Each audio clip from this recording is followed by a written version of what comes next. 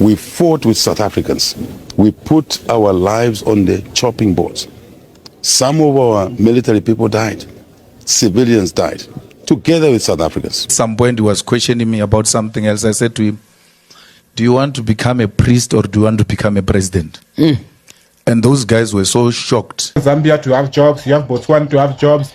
If you want Malawi to have jobs, Zimbabwe to have jobs, go to these countries and create jobs. Because it's investors that create jobs for the people. I don't think for 32 years we could have stayed with migrants if we hated them, you know? I don't think South Africans are horrible people. I think we're one of the nicest people in the world, and that's why we have Ubuntu as our core. Man, like it has nothing to do with illegal immigration. Because yes, she already won 75,000 illegal immigrants repatriated back to their countries, and I bet it's more than that because. So now JACINTA is giving their sports minister a strong warning, and also to the South African government that they should never call to host the 2027 AFCON because they are already dealing with illegal immigrants, and they calling for such an event in South Africa is going to bring back the same illegal immigrant into their country. So they don't want that. God. Also, I have the Zambian president in an interview has something to say to the South African government, and also Julius Malema in an interview. Don't forget to like, don't forget to subscribe. You don't lose anything by liking. Just give the video a thumbs up. Let's go into the video, watch, come back and talk. I guess Jacinta Ngobese is boycotting all sporting events that are coming to South Africa because recently she said South Africa shouldn't be hosting any major sporting events, especially AFCON, until the nation resolves all its illegal immigration problems. This situation obviously involves the Minister of Sports, Arts and Culture, Gayton McKenzie, because obviously he facilitates all these events. The next AFCON won't be hosted in South Africa. I think it will be hosted somewhere in Kenya. So yeah, this one, man, Jacinta, why? Because when it comes to sporting events, Olympics, AFCON, World Cup, etc., doesn't that create jobs for South Africans? So it's contradictory what you're saying. So even if the whole illegal immigration issue is a problem, the people that are coming to South Africa will be having visas. They won't even be illegal. And there will be jobs for South Africans. So this doesn't even make sense by Jacinta at this point. Like, why are you boycotting AFCON? Jacinta Ngobese Zuma sparked the public debate by opposing South Africa's bid to host major continental soccer tournaments like the African Cup of Nations, AFCON. She criticized Sports, Arts and Culture Minister Gayton McKenzie, arguing that the country should not host large events until local border control and illegal immigration issues are resolved. So Ngobese Zuma argued that hosting events like the AFCON risk letting more undocumented foreign nationals enter the country without proper tracking or intent to leave.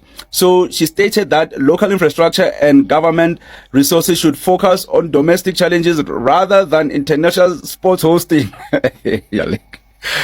Does she even understand how geopolitics works? Like really? So like South Africa should just only focus on itself. No import, no export. Like at this point, I wouldn't be surprised that she would say that, hey, South Africa shouldn't be trading with any African country. Like that's the next thing that I'm thinking of. Because if she's saying that South Africa shouldn't even host like major events, oh man, this like, geez, Jacinta, come on.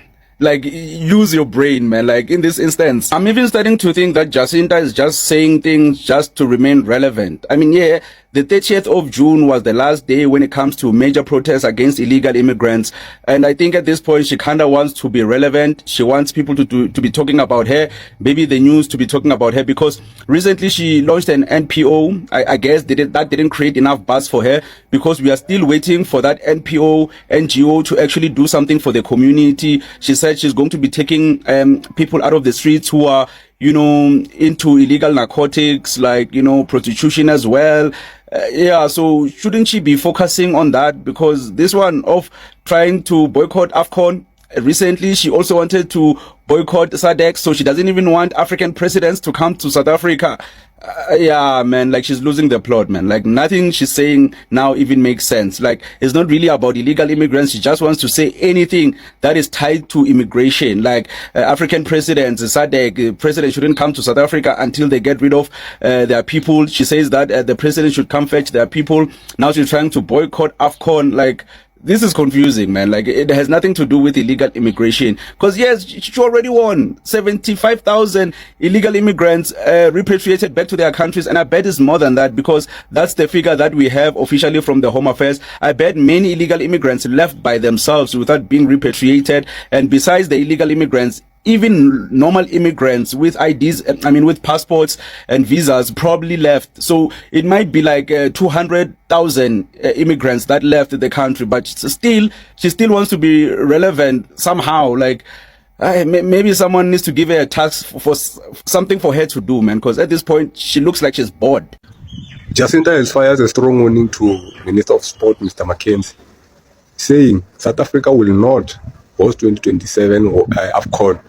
Not even until the foreigners left this country. And this happens when the government let foolish people to act as if they are bigger than the government.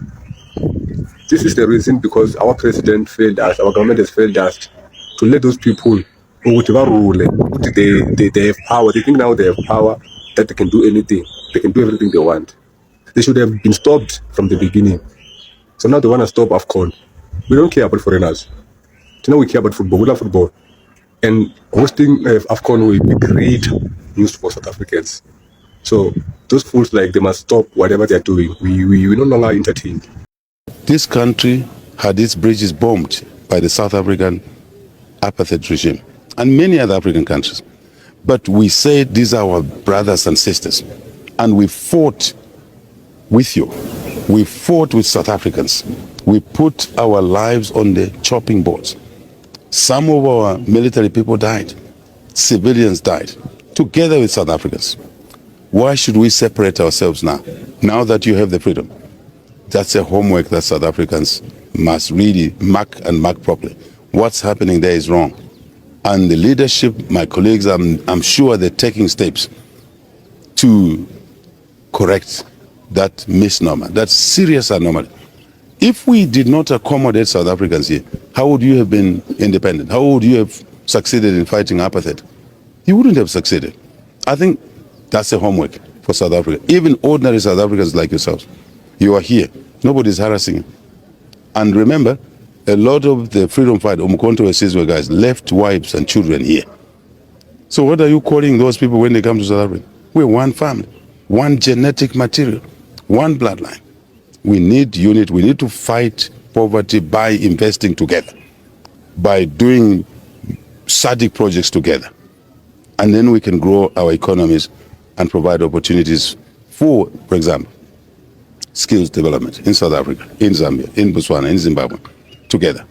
And investing in businesses that will employ our regional population, most of which is young in profile. I'm strong about this issue. It is not correct. What's happening in South Africa is not correct. And I can look at you in the eyes and look at the camera. That has to stop now. Now. There are issues of labor, jobs. There's a way you handle them. You don't have to kill fellow citizens. I'm talking of SADC citizens. I'm talking of African citizens. We have opened no visas here. You can come. No visas. This is your country.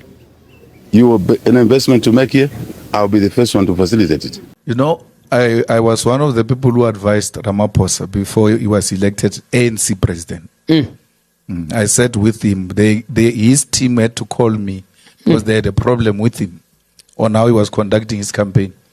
I said with him and I advised him.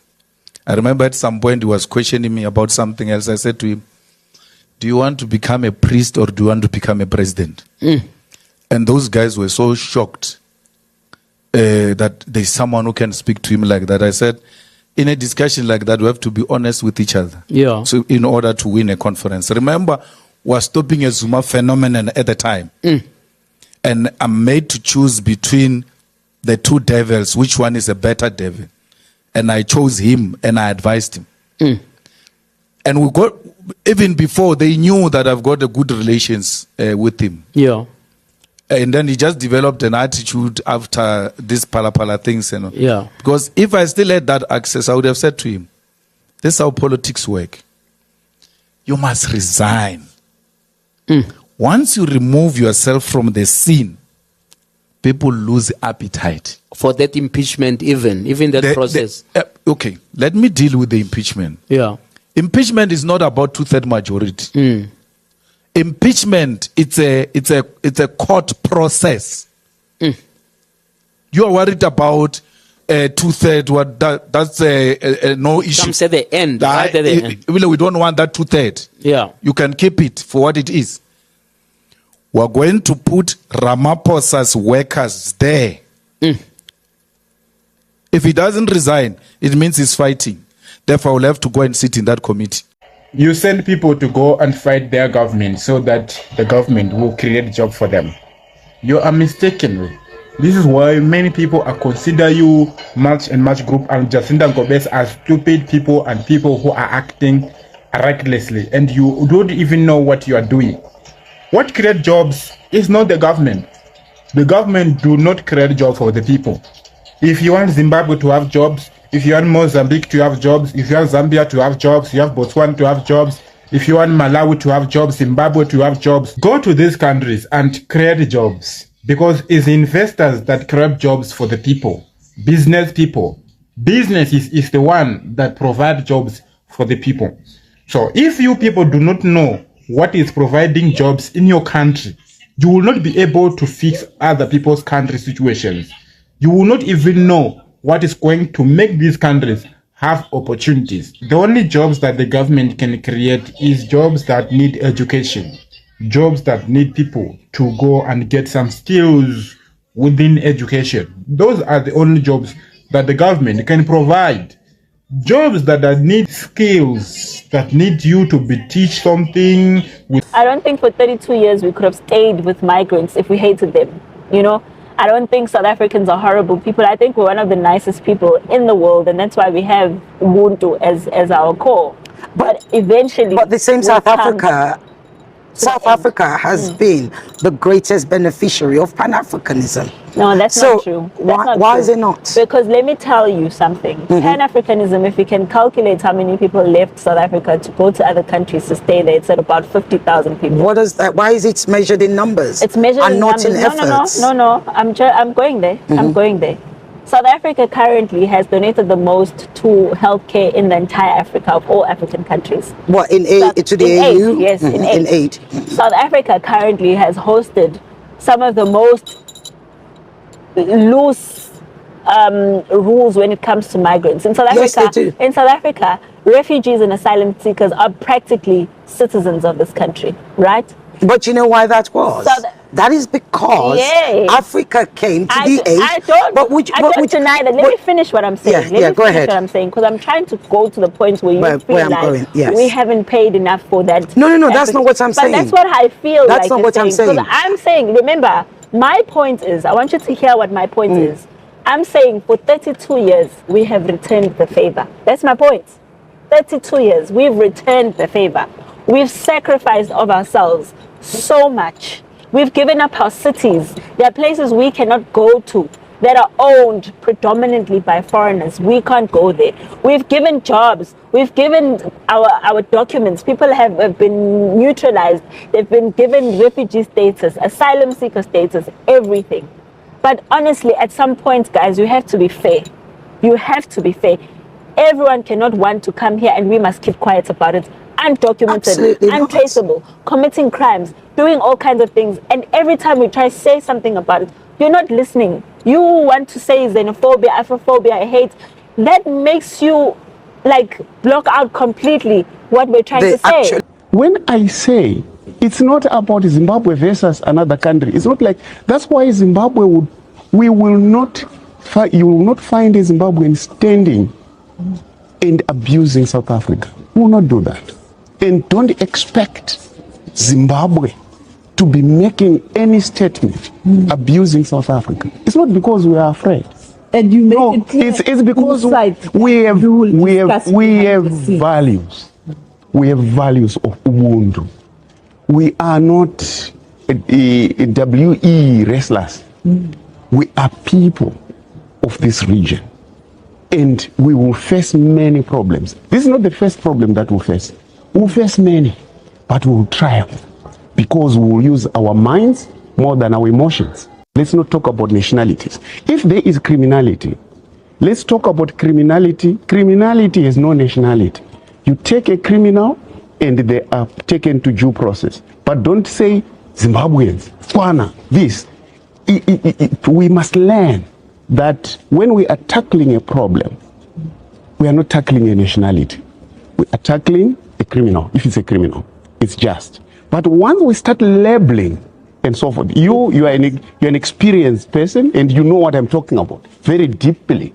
That kind of thinking, it results in consequences that we might not be able to contain. That's why, for example, when Zimbabwe is quiet, we know very well that we in South Africa, no matter how people wish, we cannot be separated. President Mnangagwa and President Ramaphosa work very well together. They taught us how to work well together, not to do shouting matches at each other. We do shouting matches at poverty and the problem.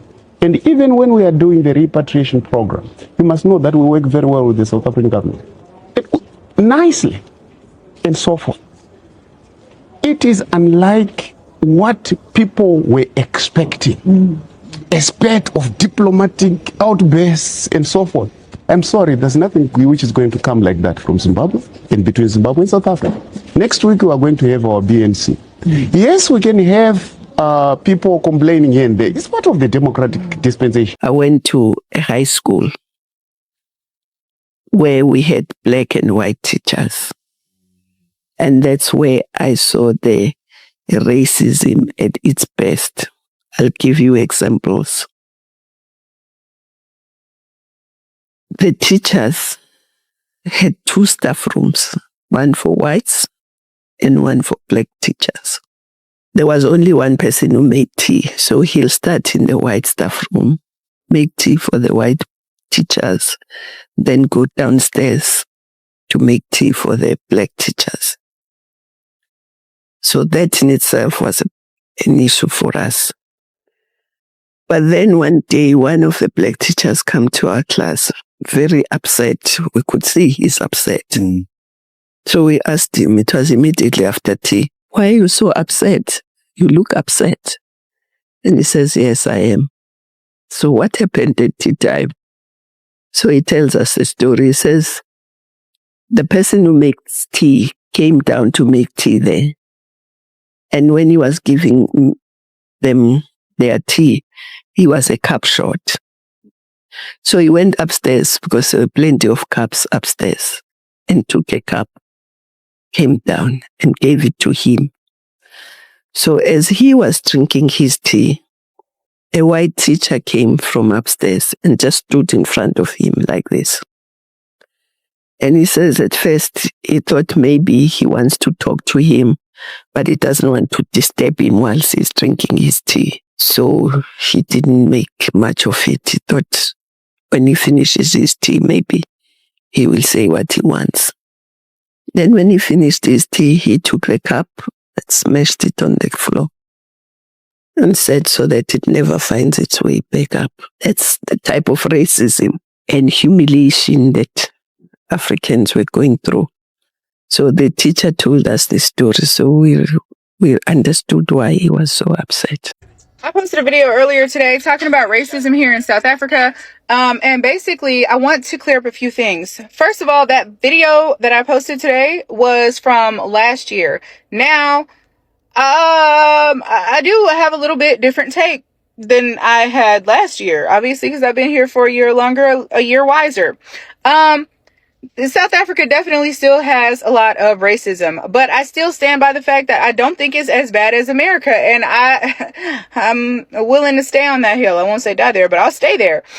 Because like I said, I grew up in the deep South, baby. I'm from Dallas, Texas, and it's so racist there that I honestly didn't even realize that the way people were treating me was most likely fucking racism. I didn't realize until I moved to a different country and I see how people are being treated or how they're treating others here.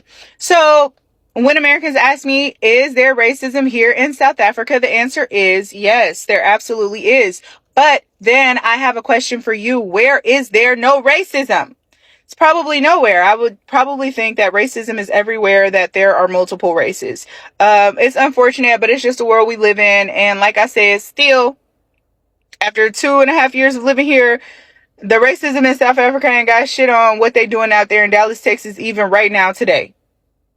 Look up how many black people have been lynched in America in the last year.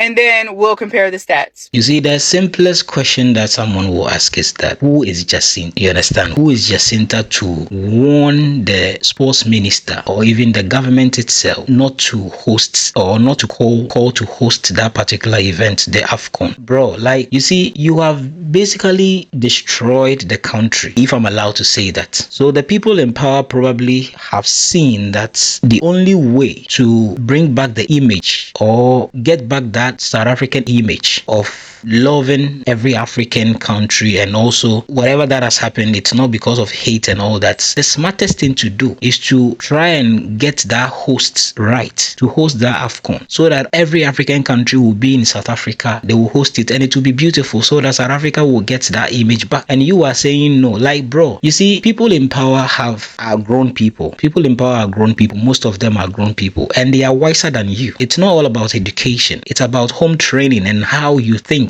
as a person. So I don't know whether she thinks she knows better than anybody. I don't even know what you and your people have done to South Africa right now. The tourism industry, a whole lot of things in South Africa right now has gone down. So they are trying to revive all these things that you have destroyed, and you are like saying that they shouldn't. Bro, it's funny. And you heard from the Zambian president and what he said. South Africa need to fix. People know what is going on, you understand, but they are pretending as if nothing is going on. It is not xenophobia. It is just they are just fighting illegal immigration or whatever, or like immigrants or something. Bro, everybody has seen what is happening in South Africa. Even some of your leaders have spoken about it. Just fix it. That's the best thing to do. Thank you so much for watching.